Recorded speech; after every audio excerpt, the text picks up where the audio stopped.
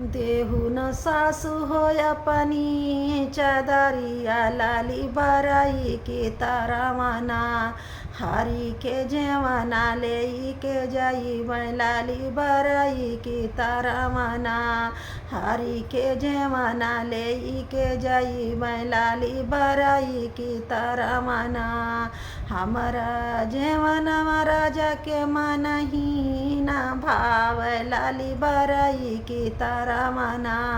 पिया मोर भाउरी होला गाँव लाली बराई की तारा मना राजा मोर भाउरी होला गाँव लाली बराई की तारा मना देहु न सासु होया पनी चुनरिया लाली बराई की तारा मना पिया के गढ़ुआ ले के जाई मैं लाली बराई की तारा मना राजा के गढ़ुआ ले के जाई मैं लाली बराई की तारा मना हमारा गढ़ुआ राजा के मन ही ना भाव लाली बराई की तारा मना लाली बराई की तारा मना पिया मोर भारू का बेसा है लाली बराई की तारा मना राजा मोर भारू का बेसा है लाली बराई की तारा मना देहु न सासु हो अपना गहना लाली बराई की तारा मना लाली बराई की तारा मना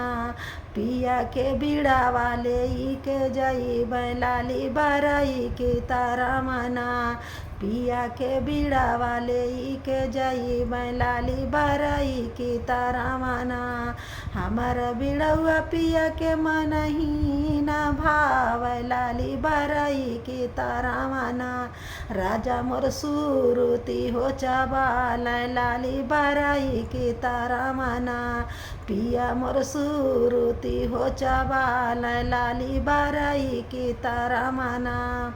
देहु न सासु हो अपनी चदरिया लाली बराई की तारा मना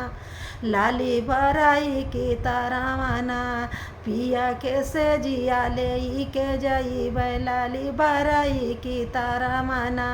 पिया के से जिया हम लगाई मैं लाली बराई की तारा मना हमारा से जड़िया पिया के मन ही ना भाव लाली बराई की तारा मना लाली बराई की तारा मना पिया मोर झीलिंगा हो बिछाव लाली बराई की तारा मना राजा मोर झीलिंगा हो बिछाव लाली बराई की तारा मना।